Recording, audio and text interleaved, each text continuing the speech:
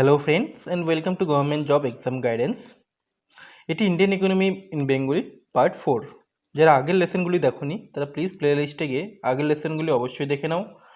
আর এই চ্যানেলটি একটি অল ইন ওয়ান চ্যানেল, ঠিক আছে। এই চ্যানেলের মাধ্যমে তোমরা হিস্ট্রি, জিওগ্রাফি, ইকোনমি, পলিটি, এছাড়াও ডেইলি কারেন্ট অ্যাফেয়ার্স ও লেটেস্ট গভর্নমেন্ট জবস নোটিফিকেশান সব কিছুই একটি চ্যানেলের মাধ্যমেই তোমরা পেয়ে যাবে। হাজারটা চ্যানেল বা অন্য সব বাকি চ্যানেল তোমাদের সাবস্ক্রাইব করতে হবে না, একটি চ্যানেল সাবস্ক্রাইব করলেই সব কিছু জানতে হবে। তো যারা এখনও চ্যানেলটি সাবস্ক্রাইব করোনি তারা প্লিজ প্লিজ প্লিজ চ্যানেলটি সাবস্ক্রাইব করে নাও, বেল আইকনটি ক্লিক করে নাও, তাতে সমস্ত নোটিফিকেশন তোমাদের কাছে চলে যাবে। এছাড়াও ভালো ভালো আপকামিং গভর্নমেন্ট যাবে সব কিছু তোমরা অনেকটাই হেল্প পাবে এই চ্যানেলটির মাধ্যমে, ঠিক আছে। তাহলে আমি লেসনটা শুরু করছি।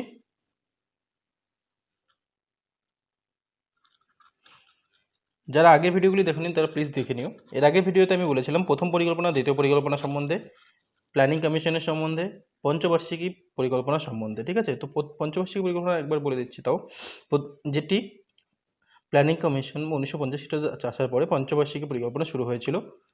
পঞ্চবার্ষিকী পরিকল্পনাতে 5 বছরের জন্য পরিকল্পনা করা হতো, একটি প্ল্যান নির্ধারিত করা হতো এবং একটি বৃদ্ধির লক্ষ্যমাত্রা করা হতো, ইকোনমিক গ্রোথ কত হলো, ঠিক আছে, ওই হিসাবে পরিকল্পনা করা হতো। তো প্রথম পরিকল্পনা যেটা ছিল সেটা হ্যারেড ডোমার কৌশলের ভিত্তিতে হয়েছিল এবং যেটি 1951 খ্রিস্টাব্দ থেকে 1956 খ্রিস্টাব্দ পর্যন্ত চলেছিল।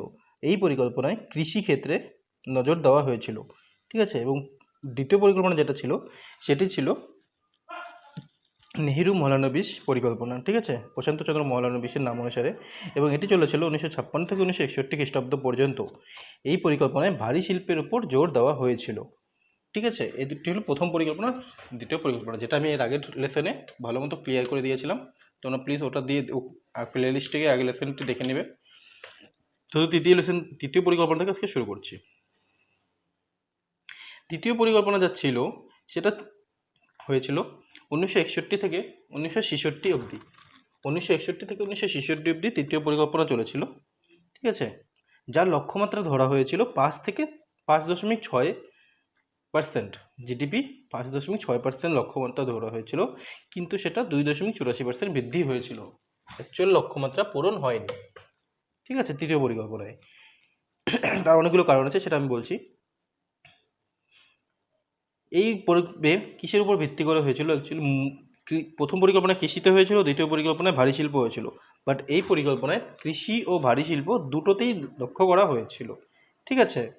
কৃষিতেও লক্ষ্য দেওয়া হয়েছিল এবং ভারী শিল্পতেও লক্ষ্য দেওয়া হয়েছিল তৃতীয় পরিকল্পনায়, যেটি চলেছিল 1961 থেকে 1966 পর্যন্ত। যার লক্ষ্যমাত্রা ধরা ছিল 5.6, লক্ষ্য পূরণ হয়েছিল 2.84। অ্যাকচুয়াল যেটা লক্ষ্যমাত্রা ধরা ছিল সেটি পূরণ হয়নি। কেন? কারণ 1962 খ্রিস্টাব্দে ইন্দো চীন যুদ্ধ, আর 1965 খ্রিস্টাব্দে ইন্দো পাক যুদ্ধ, আর 1965 আর 66 নিদারুণ খরা, এই তিনটা কারণ ছিল যার কারণে কি হয়েছিল, তৃতীয় পরিকল্পনাটি সাফল্য হয়নি, ঠিক আছে। লক্ষ্যমাত্রা থেকে অনেক কম জিডিপি গ্রোথ হয়েছিল। ইন্ডিয়া আর চীনের যে যুদ্ধ হয়েছিল 1962 খ্রিস্টাব্দে, তার ফলে, তাছাড়াও ইন্ডিয়া আর পাকিস্তানের যে যুদ্ধ হয়েছিল 1965 খ্রিস্টাব্দে, তার ফলে, এছাড়াও 1965 আর 66 খ্রিস্টাব্দে ভারতে খুব খরা দেখা দিয়েছিল, ঠিক আছে, বৃষ্টি হতো না, খরা দেখা দিয়েছিল, এই জন্য কৃষিকাজ ভালো হয়নি।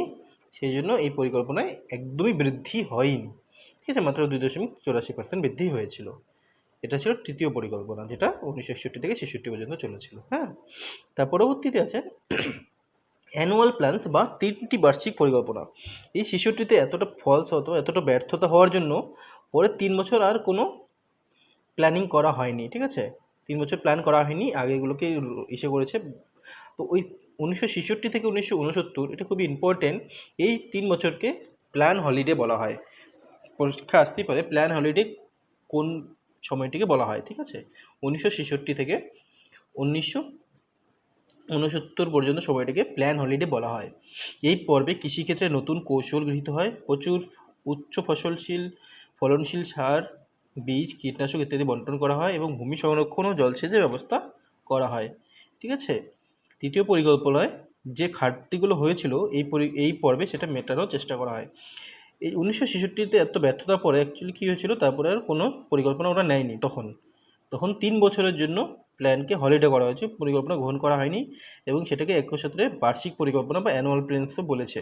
ঠিক আছে, এই 3 বছর সময়টাকে কি বলা হয়? Plan holiday. আর এই 3 বছরে আগে যে তৃতীয় পরিকল্পনায় ঘাটতি হয়েছিল, এই ঘাটতিটাকে মেটানোর জন্য এই 3 বছর চেষ্টা করা হয়েছিল। ঠিক আছে, তাহলে প্ল্যান হলিডে 1966 থেকে 1969। পরবর্তীতে আসছি, পরবর্তী হলো চতুর্থ পরিকল্পনা, যেটা 4th 5 ইয়ার প্ল্যান ছিল। চতুর্থ পরিকল্পনা সেটা চলেছিল 1969 থেকে 1974। 4th 5 ইয়ার প্ল্যান 1969 থেকে 1974 খ্রিস্টাব্দ পর্যন্ত চলেছিল। ঠিক আছে, আর যার লক্ষ্যমাত্রা ধরা হয়েছিল 5.7%, কিন্তু লক্ষ্য পূরণ হয়েছিল 3.30%। এরও কারণ আছে, কারণ 1969 থেকে 1974 এটা ছিল। ঠিক আছে, আর প্রথমে এটা বলে দিচ্ছি, এই পর্বের মূল লক্ষ্য কী ছিল? এই পর্বেরও লক্ষ্য ছিল কৃষিক্ষেত্রে অগ্রগতি। ঠিক আছে, এই পর্বের প্রথম 2 বছর বিপুল উৎপাদন হলেও প্রথম 2 বছর কিন্তু খুব বেশি হয়েছিল, কিন্তু পরবর্তী 3 বছরে বৃষ্টির অভাবে ফসল ভালো হয়নি। এছাড়া কী হয়েছিল, 1971 যে বাংলাদেশ আর ভারতের যুদ্ধটা হয়েছিল, সেই যুদ্ধের কারণেই এবছর এই পরিকল্পনায় গ্রোথটা হয়নি ঠিকমতো। যুদ্ধ হলে অনেক ক্ষতি হয়, অনেক ইস্যু হয়, ইকোনমিক প্রবলেম হয়, অনেক ডিজাস্টার হয়ে যায় ইকোনমির। তো ওই যুদ্ধের ফলেই এই পরিকল্পনাও সাফল্য পায়নি। ঠিক আছে, 5.7 ধরেছিল, 3.30% মাত্র হয়েছিল। এছাড়াও বাংলাদেশে মুক্তিযুদ্ধের আগে ও পরে বহিরাগতদের বিপুল সংখ্যায় সীমানা পেরিয়ে এদেশে আগমন দেশের অর্থনীতির উপর চাপের সৃষ্টি করে, যার ফলে এই অর্থনীতি তার লক্ষ্যমাত্রা পূরণে ব্যর্থ হয়। 1971 সালে যখন বাংলাদেশে মুক্তিযুদ্ধ হয়েছিল, বাংলাদেশের সাথে পাকিস্তানে যে যুদ্ধটা হয়েছিল, তখন ওখান থেকে অসংখ্য পরিমাণে লোক ভারতে চলে আসছে। ঠিক আছে, ওখান থেকে পালিয়ে এখানে চলে আসছে, যার ফলে একদম ইকোনমিক ডিজাস্টারে পরিণত হয়েছিল ভারত। অত্যধিক চাপ হয়েছিল অর্থনীতির উপর, এবং তাই দেখে লক্ষ্য পূরণটা করতে পারেনি। ঠিক আছে, এটা চতুর্থ পরিকল্পনা গেল। এর পরবর্তীতে আসছে পঞ্চম পরিকল্পনা। পঞ্চম পরিকল্পনা চলেছিল, পঞ্চম পরিকল্পনা কত খ্রিস্টাব্দ থেকে কত খ্রিস্টাব্দ পর্যন্ত চলেছিল? 5 ইয়ার প্ল্যান 1974 থেকে 1979 খ্রিস্টাব্দ পর্যন্ত। আর এর লক্ষ্যমাত্রা ছিল 4.4%, কিন্তু লক্ষ্য পূরণ হয়েছিল 3.8%। এই পরিকল্পনা গৃহীত হয় অর্থনীতির ডিডি ধর কর্তৃক। এটা একটু খুব ইম্পর্টেন্ট টার্ম, দেখো, দরিদ্র দূরীকরণ, গরিবি হটাও, এই স্লোগানটি কোন পরিকল্পনাতে দেওয়া হয়েছিল? এই স্লোগানটি দেওয়া হয়েছিল পঞ্চম পরিকল্পনাতে। ঠিক আছে, এটা পরীক্ষায় খুব ইম্পর্টেন্ট, ভেরি ভেরি ইম্পর্টেন্ট, এটা আসে পরীক্ষায়, যে গরিবি হটাও স্লোগানটি কোন পরিকল্পনাতে দেওয়া হয়েছিল? এটি দেওয়া হয়েছিল পঞ্চম পরিকল্পনাতে, যেটা চলেছিল 1974 থেকে 1979 খ্রিস্টাব্দ অবধি। ঠিক আছে, অর্থনৈতিক স্বনির্ভরতা,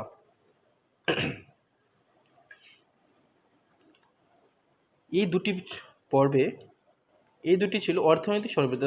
প্রথম গরিব হটাও তো ছিল, এছাড়াও অর্থনৈতিক স্বনির্ভরতাও ছিল এই পর্বের লক্ষ্য পঞ্চম পরিকল্পনা। ঠিক আছে, বা পরীক্ষায় আসে যদি পঞ্চম পরিকল্পনার লক্ষ্য কী কী ছিল, দরিদ্র দূরীকরণ বা গরিবি হটাও ও অর্থনৈতিক স্বনির্ভরতা, এই দুটি ছিল এই পর্বের লক্ষ্য। আয়ের সুষম বন্টন, গৃহস্থ সঞ্চয় বৃদ্ধি প্রভৃতির উপর জোর দেওয়া হয়েছিল। 1978 সালে 1979 পরিবর্তে জনতা দল কর্তৃক পরিকল্পনাটি বাতিল হয়, যেটা 1979 সাল পর্যন্ত চলার কথা ছিল 1974 থেকে। কিন্তু কী হয়েছিল, 1978 সালে ইন্দিরা গান্ধী গভর্নমেন্ট যেটা ছিল তখন, ওটা ডিক্লাইন করে গিয়েছিল, মানে ইন্দিরা গান্ধী গভর্নমেন্ট চলে গেছিলো। তখন জনতা দল আসছিল, যেটা বর্তমানে ভারতীয় জনতা পার্টি নামে পরিচিত, সেই দলটি এসেছিলো এবং এই পরিকল্পনাটি তখন উইথড্রল করে নেওয়া হয়েছিল। ঠিক আছে, ওই 1979 পরিবর্তে 1978 এটা শেষ হয়ে গেছিলো। এই জন্য এর লক্ষ্যমাত্রা ওই 4.4 ছিল, বাট 3.8 হয়েছিল।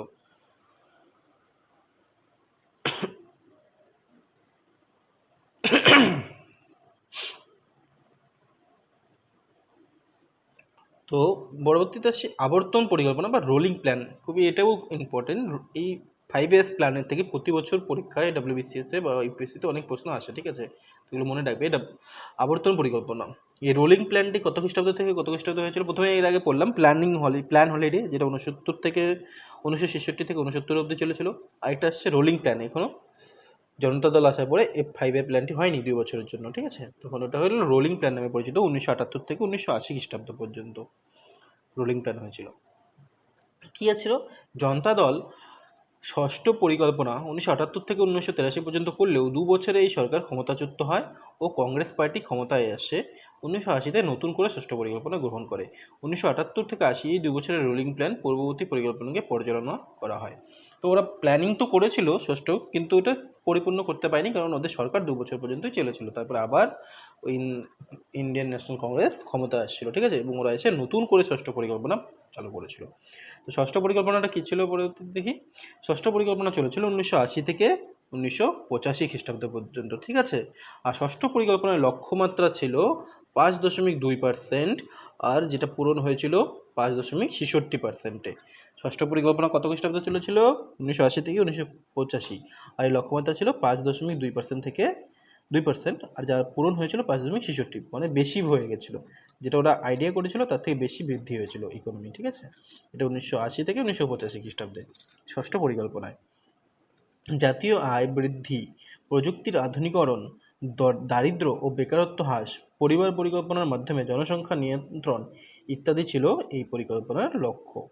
যা দেশের আয় বৃদ্ধিটা কী করে হবে, প্রযুক্তি, নতুন নতুন টেকনোলজি কী করে আসবে, দরিদ্র আর বেকারত্বটা কীভাবে কম হবে, পরিবার পরিকল্পনা মানে কতজন পরিবারে জন্মগ্রহণ করবে, মানে দেশের লোক সংখ্যাটা নিয়ন্ত্রণ থাকবে, এগুলোই ছিল এই ষষ্ঠ পরিকল্পনার লক্ষ্য, ঠিক আছে। তারপরে বলেছে খাদ্যশস্য উৎপাদন বৃদ্ধি, কর্মসংস্থান বৃদ্ধি, দরিদ্র দূরীকরণ ইত্যাদি পরিকল্পনা গৃহীত হয় এই পর্বে। আর লক্ষ্যমাত্রা থেকে লক্ষ্যপূরণ বেশি হয় এই পরিকল্পনা সফল হয়েছিল, বা এই প্রকল্প সফল হয়েছিল।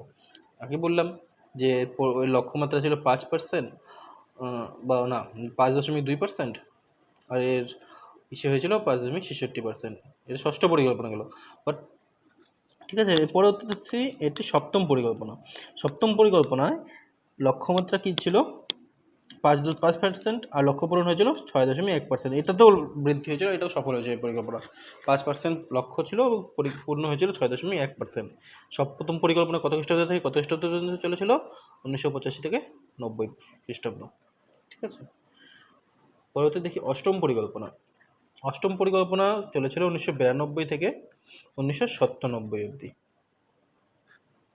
আর এই লক্ষ্যমাত্রা ছিল 5.6% ও লক্ষ্য পূরণ হয়েছিল 6.7%। অনেকটা বেশি লক্ষ্য পূরণ হয়ে গেছিলো, ঠিক আছে, অষ্টম পরিকল্পনায়। এবার দেখি অষ্টম পরিকল্পনায় কী ছিল। কেন্দ্রীয় সরকারের অস্থিতিশীলতা অবস্থার জন্য এই প্রকল্প শুরু করতে 2 বছর দেরি হয়। দেখো সপ্তম পরিকল্পনা যেটা ছিল সেটা 90 পর্যন্ত চলেছিল, ঠিক আছে, সেটা 90 পর্যন্ত চলেছিল। বাট সপ্তম পরিকল্পনা অষ্টম পরিকল্পনা যখন আসছিলো, অষ্টম পরিকল্পনাটা 1992 থেকে আসছিলো। 1990 থেকে 92 2 বছর গ্যাপ ছিল। তো এই 2 বছর কী হয়েছিল, কেন্দ্রীয় সরকারের অস্থিতিশীলতা অবস্থার জন্য এই প্রকল্প শুরু করতে 2 বছর দেরি হয়। তখন সরকারে কে থাকবে না থাকবে ওই সব নিয়ে এই পরিকল্পনা শুরু হয়নি। 1990 থেকে 91 মুদ্রাস্ফীতি বৃদ্ধি ও লেনদেনের হিসাবে সাম্যতা, ব্যালেন্স অফ পেমেন্ট হ্রাসের ফলে এই পর্বে কিছু এই অসুবিধার সৃষ্টি হয়। তা সত্ত্বেও এই পর্বে লক্ষ্যমাত্রা বেশি ঘটেছে। কৃষি উৎপাদন, শিল্প পণ্য উৎপাদন, আমদানি রপ্তানি ইত্যাদির বৃদ্ধির হার সন্তোষজনক, এবং সরকারের বার্ষিক আয় ও ব্যয়ের মধ্যে বাণিজ্য ঘাটতির মধ্যে এই পর্বে কাজ করা হয়েছে। তার মানে কারেন্ট অ্যাকাউন্ট ডেফিসিট যেটা থাকে এবং ট্রেড ডেফিসিট যেটা থাকে সেটাতেও এই পর্বে কাজ করা হয়েছে, এবং যেটা ওরা ইসে করেছিল, আইডিয়া করেছিল, তার থেকে অনেক বেশি লক্ষ্যমাত্রা পূরণ হয়েছিল অষ্টম পরিকল্পনায়, যেটা চলেছিল 1992 থেকে 1997 খ্রিস্টাব্দে। পরবর্তীতে আসছি নবম পরিকল্পনা। নবম পরিকল্পনাটা চলেছিল 1997 থেকে 2002 খ্রিস্টাব্দ পর্যন্ত, ঠিক আছে। আর নবম পরিকল্পনার লক্ষ্যমাত্রা কী ছিল? 6.5% থেকে, ও লক্ষ্য পূরণ কত হয়েছিল? 5 এটাতে একটু কম হয়েছিল। 6.5 আইডিয়া করেছিল, কিন্তু ওরা লক্ষ্য পূরণ অ্যাকচুয়ালি কী হয়েছিল? 5.35 খ্রিস্টাব্দ। কারণ এটাও কারণ আছে, 1997 থেকে 2002 এই সালটার মধ্যে একটা সাল আছে, ভালো করে মনে করে দেখো। 1999, 98, 99 কী হয়েছিল? কার্গিলের যুদ্ধ। 1998 আর 99 ভারত পাকিস্তানের সাথে কার্গিলের যুদ্ধ হয়েছিল। আর এর আগেও বলেছিলাম, যখন কোনো যুদ্ধ হয় তখন সেটা ইকোনমিতে অনেকটাই চাপ পড়ে যায়, ইকোনমিতে অর্থনীতি অনেকটাই দুর্বল হয়ে যায় কোনো বছর যুদ্ধ হলে। ঠিক সেই কারণে এই পরিকল্পনাতেও লক্ষ্য পূরণ কিছুটা কম হয়েছিল, ঠিক আছে। এই পর্বে জীবনযাত্রার মনোন্নয়ন, সৃজনশীল কর্মসংস্থান, প্রোডাক্টিভ এমপ্লয়মেন্ট বৃদ্ধি ইত্যাদির উপর গুরুত্ব দেওয়া হয়েছে। এটা ছিল নবম পরিকল্পনা। পরবর্তীতে আসছি দশম পরিকল্পনা। দশম পরিকল্পনা কত খ্রিস্টাব্দ থেকে চলেছিল? 2002 থেকে 2007 খ্রিস্টাব্দ। আর এই লক্ষ্যমাত্রা ছিল 8.1% থেকে 1%, বাট এই লক্ষ্য পূরণ হয়েছিল 7.6%। মোটামুটি ভালোই হয়েছিল, কিন্তু একটু কম হয়েছিল, যেটা আইডিয়া করেছিল। ওরা 6.5 থেকে একবারে 8.1 আইডিয়া করে নিয়েছিল, ঠিক আছে। বাট লক্ষ্যপূরণ হয়েছিল 7.6। গুড, ভালো ছিল, তাও খারাপ ছিল না। তো বলেছিল এই দশম পরিকল্পনা কিছু কিছু উল্লেখযোগ্য কী কী দেখা হয়েছিল দশম পরিকল্পনায়, সেগুলো এখানে আলোচনা করা আছে। দশম পরিকল্পনাতেই 8% জিডিপি বৃদ্ধি ও 2007-এর মধ্যে দরিদ্রতা কমানো এইসব প্ল্যান করা হয়েছিল, ঠিক আছে। দশম পরিকল্পনাতেই কর্মসংস্থান বৃদ্ধি ও 2007-এর মধ্যে সর্বজনীন প্রাথমিক শিক্ষা লক্ষ্যপূরণ করা হয়েছিল। কর্মসংস্থান 2007-এর মধ্যে সর্বজনীন প্রাথমিক মানে সকলের, দেশের সকলের প্রাথমিক শিক্ষাটা জানি থাকে। আর শিক্ষা ও বেতনের ক্ষেত্রে লিঙ্গ বৈষম্য হ্রাস 2007-এর মধ্যে 50% করা হতো। মানে শিক্ষার মধ্যে বলতো আগে যে মেয়েদের শিক্ষা আর ছেলেদের শিক্ষা, আর বেতনের মধ্যেও মেয়েদের কম বেতন, ছেলেদের বেশি বেতন, ওই জিনিসটার বৈষম্য ছিল, সেটাকে হ্রাস করা হয়েছিল। হ্রাস করার এসে করেছিল 50%। এছাড়াও 2001 থেকে 2011-এর মধ্যে জনসংখ্যার বৃদ্ধির হার কমিয়ে 16.2% করা, যা বৃদ্ধি প্রতি বছর হয় তার 16.2% কমানোর পরিকল্পনা করা হয়েছিল এটাতে, দশম পরিকল্পনায়, ঠিক আছে। এছাড়াও এই 5 বছরে শিক্ষার হার 72% করা এবং 2012-এর মধ্যে তা 80% করা, দেশের মধ্যে 72% লোক যাতে শিক্ষিত হয় সেটারও প্ল্যান করা হয়েছিল। এছাড়াও 2007-এ মধ্যে শিশু মৃত্যুর হার, যেটা ইনফ্যান্ট মর্টালিটি রেট, মানে প্রতি 1000 জন শিশুর মধ্যে নতুন নবজন্মিত শিশু 45, এবং 2012-এর মধ্যে 28, মানে এমনি তো প্রতি বছর অনেক শিশু মারা যায়, সেটাকে কমিয়ে 45-এর মধ্যে মিনিমাম 45 করার চেষ্টা করা হয়েছিল, এবং 2012-এর মধ্যে তা 28 করার চেষ্টা করা হয়েছিল, ঠিক আছে। আরও পরিকল্পনা ছিল কিছু। 2007 ও 2012-এর মধ্যে অরণ্যের পরিমাণ বৃদ্ধি করে 25% থেকে 33% করা, তার মানে যে ফরেস্ট এরিয়া ছিল সেটাকে আরও বাড়িয়ে 25% থেকে 33% করার পরিকল্পনা করা হয়েছিল। এছাড়াও 2012-এর মধ্যে প্রতি গ্রামে শুদ্ধ পানীয় জল পৌঁছে দেওয়া, গৃহস্থ সঞ্চয়, বিদেশি বিনিয়োগ, বিদেশি মুদ্রা সঞ্চয় বৃদ্ধি ও বৃদ্ধির হার আগে থেকে 75% বাড়ানো ইত্যাদি ছিল এই পরিকল্পনার কিছু উল্লেখযোগ্য পয়েন্ট, ঠিক আছে। এটা দশম পরিকল্পনায় অনেক কিছুই ইস্যু করা হয়েছিল 2002 থেকে 2007-এ যেটা চলেছিল। পরবর্তী আসছি একাদশ পরিকল্পনা, মানে 11th 5-year plan. Total 5-year plan হয়েছিল 12টি, ঠিক আছে, 12টি পর্যন্ত চলেছিল। তারপরে প্ল্যানিং কমিশনটাকে চেঞ্জ করে নীতি আয়োগ করা দেওয়া হয়েছিল। এই একাদশটিতে কী কী আছে? একাদশ পরিকল্পনা 2007 থেকে 2012 অবধি চলেছিল, যার লক্ষ্যমাত্রা ছিল 9% আর লক্ষ্য পূরণ হয়েছিল 8%।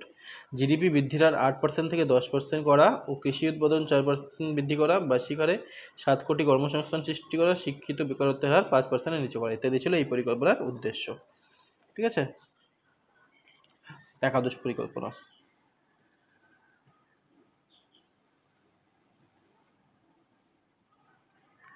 ছিল, অনেক কিছু ইস্যু করা ছিল।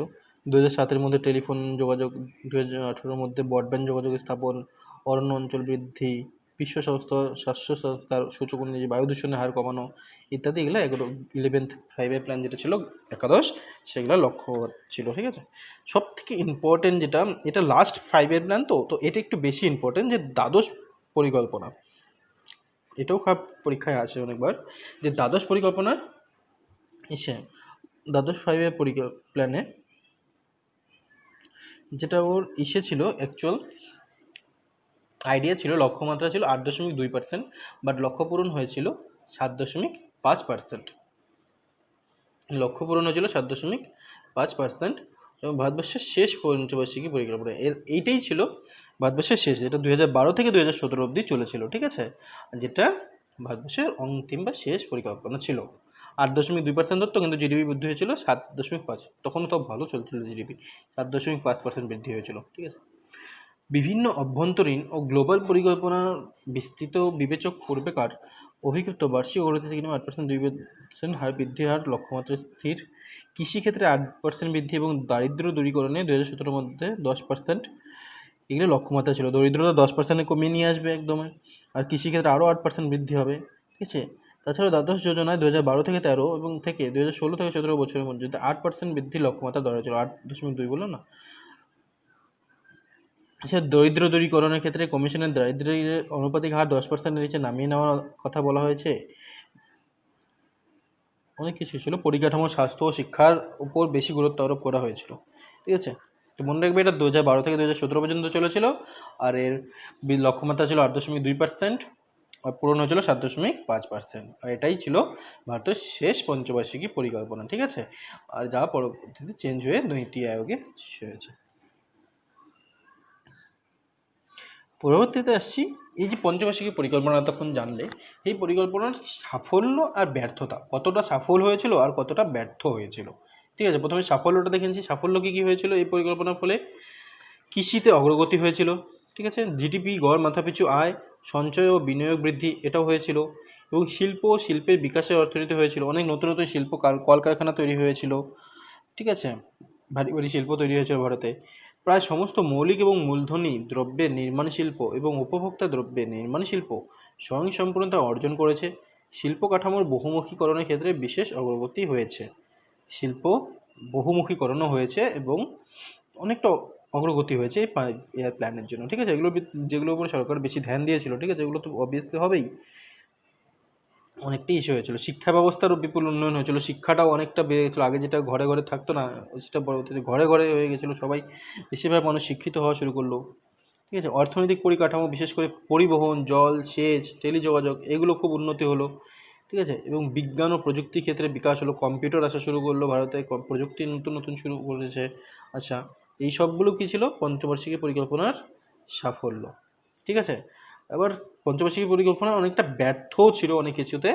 সেই ব্যর্থতাগুলো এখানে আলোচনা করা আছে, যে ব্যর্থ কেন হয়েছিল। ব্যর্থতাগুলি হলো দরিদ্রতা সম্পূর্ণভাবে নির্মূলীকরণে ব্যর্থতা, মানে একেবারে যে দরিদ্রতা মুছে দেবে ভারতে, ওটা করতে পারেনি, দরিদ্র করতে পারেনি কোনোভাবে।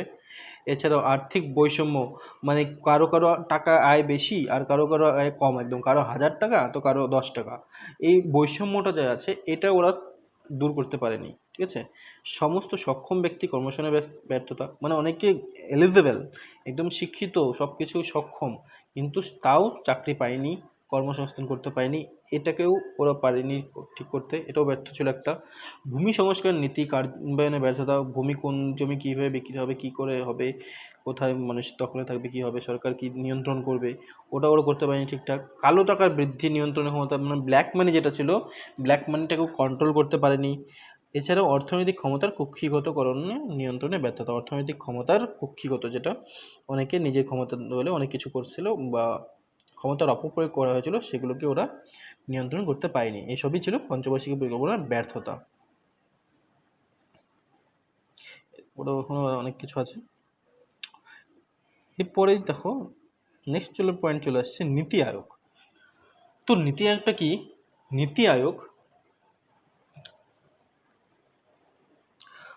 আই থিঙ্ক নীতি আয়োগটা আমি এর পরের লেসনে আলোচনা করবো। একদিনে যদি এত কিছু হয় তোমরা ডাইজেস্ট করতে পারবে না, হজম করতে পারবে না।